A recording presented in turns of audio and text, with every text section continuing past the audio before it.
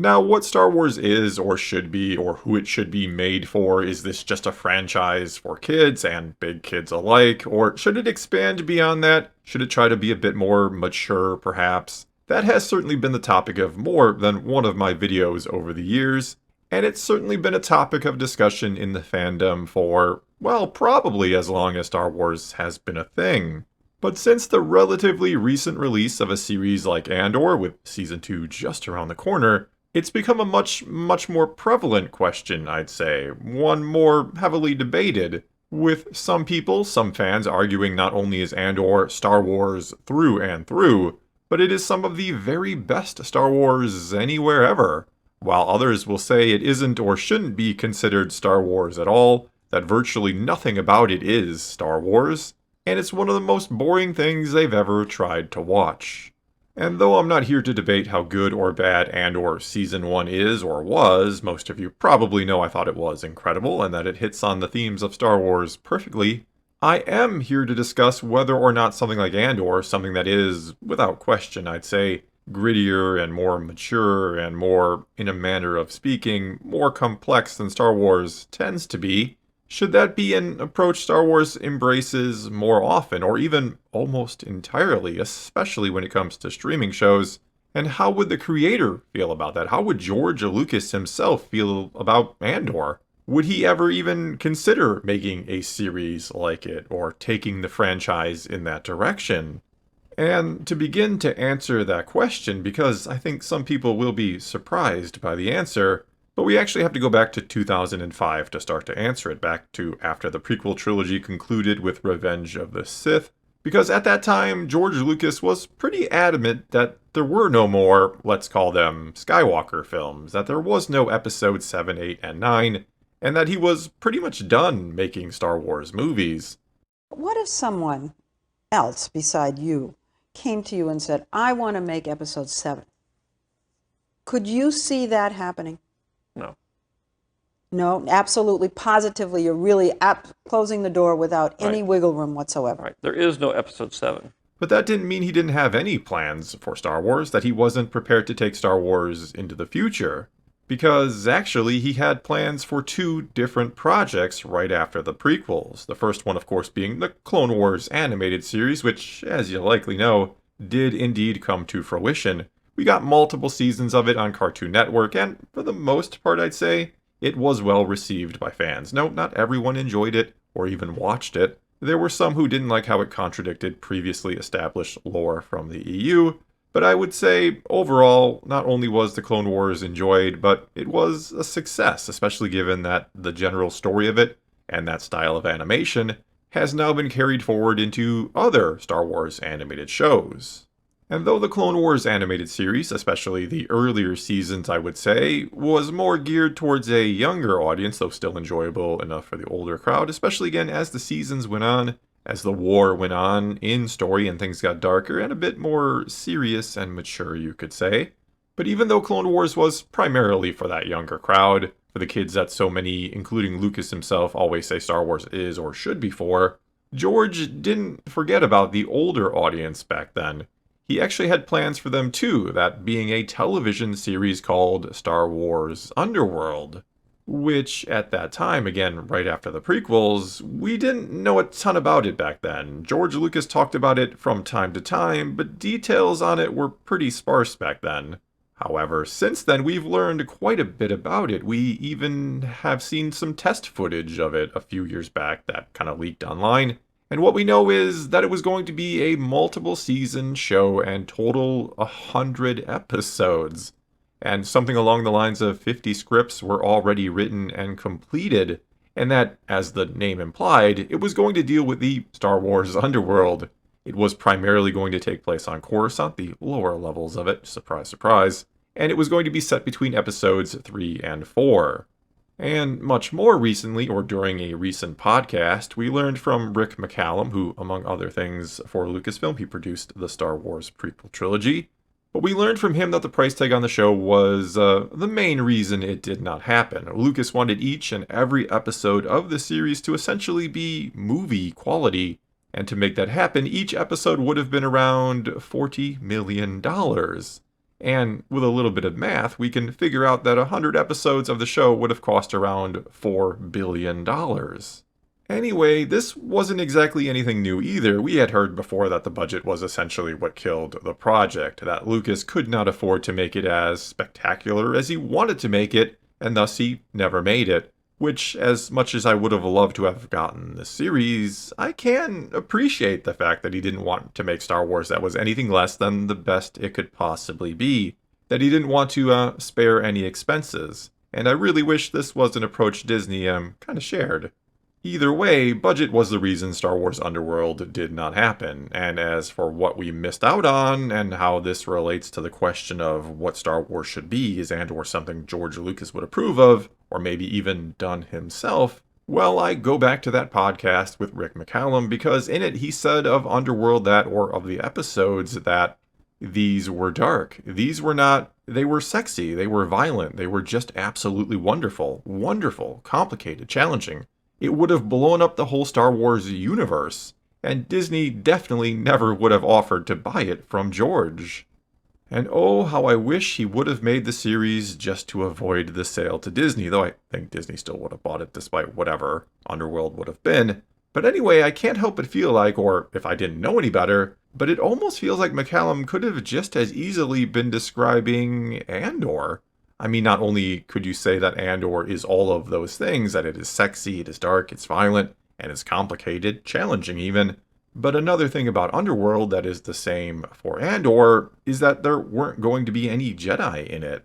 And though yes, I understand people or fans who enjoy Star Wars for the Jedi, or for the Sith, or for the conflict between the two, or who enjoy the Force and all the Star Wars mysticism and the lore and all that, who really just want Star Wars to almost always focus on those sorts of things. I do totally get you love that part of Star Wars. I love it too. And that for you, that is simply what Star Wars is or should be. But from this, it seems like George Lucas himself would disagree with you. Because we have heard before that Underworld was going to lack those things. But furthermore, not only was it going to lack those things, it was going to not exactly be for kids, it sounds like. It was going to be, again, according to McCallum, sexy, dark, and complicated, and violent. It seems like it was going to be in the exact same vein as Andor currently is, the show so many people seem to say isn't Star Wars. And look, I'm not making this video to be an ass and prove you wrong if you don't think Andor is or should be Star Wars, even though it seems like Lucas himself might just disagree with you. Like I was saying a moment ago, you can love Star Wars for whatever reason you want. It is all cool with me. We're all Star Wars fans. We're going to like different parts of it. That's fine. Instead, I bring it up because I very much think George Lucas was on to something, that he seemingly had an, albeit simple yet brilliant, strategy for the future of Star Wars. One that Disney would have been very wise to implement. Because, as talked about before, the Clone Wars animated series was clearly meant to be for younger audiences. It didn't exclude the older crowd, but it was targeted at that younger one.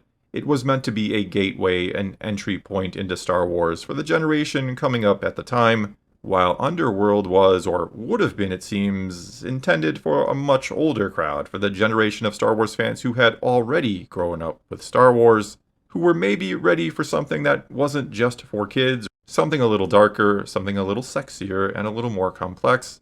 They were ready for something like Andor, George seemed to think. Though, for all we know, maybe what the show would have been would have gone even further than Andor has. I mean, I can only assume Rick McCallum knows of Andor, that he has likely even seen it, and he said that Disney wouldn't have wanted Star Wars if they had made Underworld, when they've already made Andor, which makes me wonder just how dark and sexy and violent was Underworld going to be.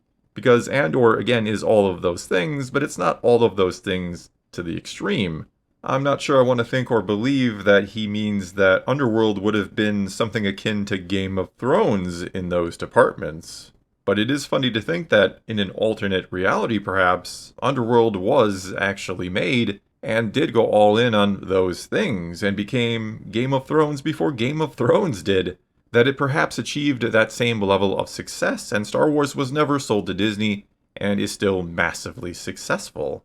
But either way, the success Game of Thrones did have here in our world It shows just how big of an appetite, how large of an audience is actually out there for a, shall we say, fantasy or sci-fi show that takes itself very seriously and does indeed go that far. Not that I'm saying Star Wars should ever go quite that far, or that I think Underworld would have gotten close to what Game of Thrones actually was, or that Star Wars should abandon the younger audience or anything like that. I'm only saying that I think one of the problems Star Wars faces is that people don't think it'll go that far. People do think it is only for kids. And especially with the move to streaming, where in general, I would argue people do expect well told and rather complex stories if you're going to sit there and watch something for 10, 20, 30 hours potentially. You want there to be some substance. You want meat on the bone to chew on. I think audiences want something a little more like Game of Thrones and a little less like something like Ahsoka. That there is this sort of a stigma around Star Wars, again, just being for kids, and it's hurting it. And it's certainly not made any better by the, shall we say, complexity level of most of the shows that they have put on Disney+. Though, in fairness, The Mandalorian did do quite well, though being the first Star Wars show ever, that likely helped it quite a bit. People were going to check it out of curiosity, and certainly the popularity of Grogu also had a lot to do with its success. But anyway, I have talked about that in other videos, and in a recent interview with Tony Gilroy, he talked about this a bit, about how he has a hard time convincing even his friends to watch Andor because it is Star Wars and they assume it has to be for kids or that it should just be these fun movies, not a series. Even the marketing for Season 2 of Andor thus far, especially that trailer, seemed to try to appeal to a, shall we say, a larger or different audience than just the core Star Wars fans. They were trying to say, this isn't what you think when you hear the name Star Wars. This is something different. This is something that is critically acclaimed, something that non-Star Wars fans are really going to enjoy. And quite honestly, for the health and future of the Star Wars franchise here in the Disney era, where it has certainly struggled, I think they need to look at the George Lucas plan, post-prequels, and embrace it. I think they need to continue to make animated shows that are aimed primarily at the younger audience, and we have heard there is another one in the works after Bad Batch ended, and thus you keep turning younger generations into fans. And then you take a new approach with the shows pretty much entirely. You take a more Andor or Underworld approach with them more often than not, and you let people know this can be and is a serious franchise. Though I don't mean no Jedi or Force stuff, you absolutely go into that from time to time, you just treat it a little more, perhaps seriously, than they have before.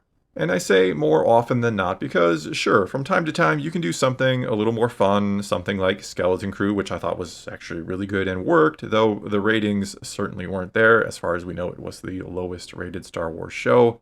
And yes, I think the movies can absolutely still lean into the more for all ages crowd like they always have tended to do. But I don't think that formula, the all ages formula, which works so well for the films, I just don't think that translates well to a series. Again, people want complexity in a show, and I think George Lucas realized that wouldn't work 20 years ago when he started to create Underworld. He realized Star Wars is great as a film and that animated shows are great at targeting younger audiences and older ones as well, don't get me wrong. But that if you're going to have something long running, again, if you're going to expect somebody to watch a series that could last 10 or nearly 100 hours, if this was going to go 100 episodes, you need to have something more than lightsabers and fun action. You need to have a lot of great characters and complexity to really make it work to keep people on the line for that damn long. And I think if Andor Season 2 turns out to be a success on Disney+, if the ratings are there, if they are much higher than the first season, which didn't do extremely well either, then I think and hope Disney, especially after the last couple shows they've done have been duds on Disney+, I hope they will figure it out too, that the future isn't just making Star Wars for kids or taking this approach, but making Star Wars for an audience that right now doesn't think they'd even like Star Wars, and, well, they'd actually probably be right with what it currently is.